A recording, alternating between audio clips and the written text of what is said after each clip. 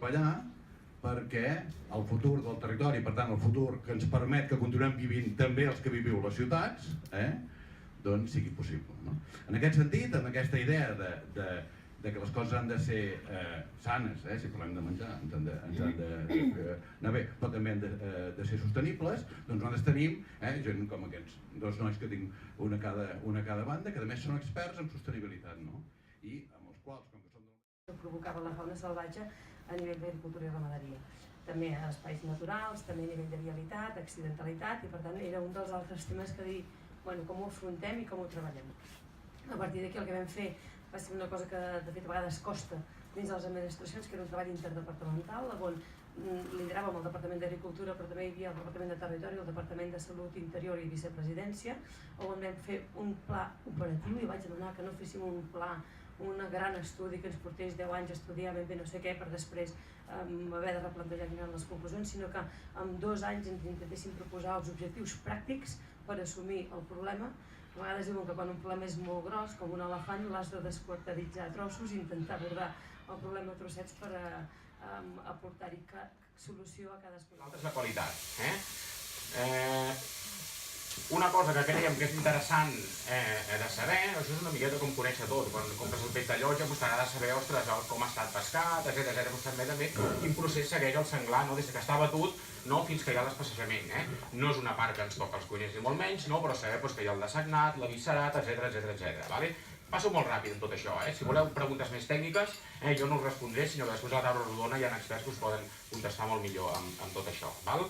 Però sí que hem de saber que amb el tema de la compra s'han de comprar, evidentment, amb establiments de manipulació de caça ja autoritzats i que, evidentment, també, com passa sempre, també pots comprar-ho a altres proveïdors distribuïdors on es desconeix, evidentment, l'origen, la traçabilitat, etc. Una mica d'orenga, pebre vermell, el que més ràbia us faci també, vull dir que aquí no estem parlant, recordo que sigui la recepta allò, això és que no, escolta'm, si no tinc llorer li posaré farigola, li posaré romaní, o li posaré menta, és igual, vull dir, aquí és una miqueta el punt d'inici, això ho recordo, val? I ara en acabat ja li posarem els cigrons, ho cobrirem d'aigua i ho posarem a coure, llavors ja seguirem normal. Trobarem aquí la composició nutricional, que bàsicament està composta de proteïnes, com era d'esperar. És una carn bastant magra, té només 3,33 grams de greixos i ara parlarem una mica de quin tipus de greixos, perquè sabem que hi ha molts tipus i segons quins tipus a nivell de salut pot ser més beneficiós. A més, com qualsevol tipus de carn vermella conté ferro i com qualsevol tipus de carn té moltes vitamines del grup B, especialment la B12. Pel que fa a aquest contingut en greix, podem dir que té menys quantitat de greix que el porc, d'acord?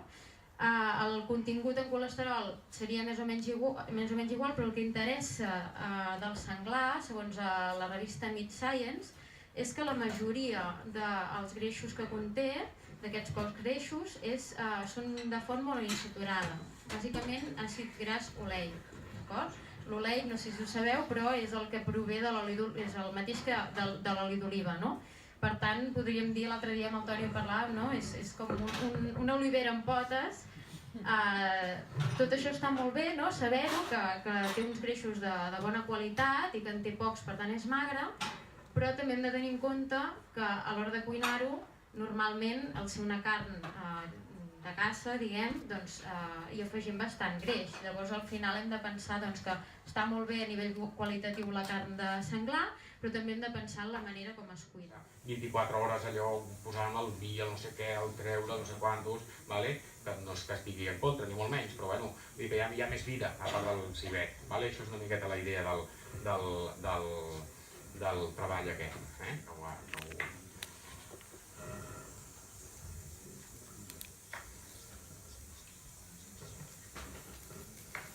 No tinc res a dir, aproximadament pot sortir d'una o dues racions segons el tamany, perquè això depèn ja del centre, de quins calibres demanem nosaltres en qüestió de filets, hi ha de més grandets i més petitets, com en qualsevol altra peça. L'hem tallat a tiretes i el que fem és passar-lo per la paella amb les 4 verduretes, tal qual, molt senzill. Inclús no fa falta ni que els comem massa amb tot això. I ara és el platet que us donaran a provar en un momentet per això entendríem com una de les maneres d'aquestes tècniques prèvies al cuinar, senzilles i jo crec que de sobres conegudes.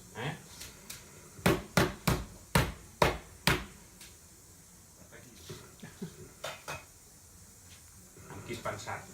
Un text completament diferent, veureu? Hem fet unes empanadilles amb galtes, però és una cosa que per mi és la millor carn que he provat de moment, això que tinc que dir la raó, de veritat. És una cosa... Són 17 hores de cocció, és una peça que és dura, que li costa que l'animal a casa tot el dia menjar, és dura, però per gust, brutal. Bueno, ara és No acabat. sencer? No és acabat, ara ja és acabat. Un gran què per dir, doncs mira, agafem una d'aquestes, que no les hem pensat per pensar, sinó que aquí, en el fons, no pel tipus de receptes, sinó per com estructurem aquestes receptes, sí que ens dediquem un equip una miqueta a veure què és el millor que nosaltres ens interessa saber de la cuina del senglar, i en aquest cas és la polivalència a la cuina, però també tenim en compte que si això va destinat a la restauració, no només anirà destinat al restaurant d'una estrella Michelin, ni no anirà només destinat a una fonda, sinó que també pugui estar en un bar o pugui estar en altres tipus d'activitats de restauració. Per tant, anem a fer unes broquetes tal qual, on també tenim en compte, si ho féssim a casa, aquestes maneres de poder menjar així per compartir, aquestes maneres de menjar que socialitzen, també les broquetes d'aquestes coses que posa un plat a la taula, és una manera inclús que ens pot servir com un entrant o com un aperitiu de cortesia quan venen convidats, etc. Per tant, aquestes broquetes corresponen una miqueta a aquesta justificació. La broqueta en si no té gaire cosa,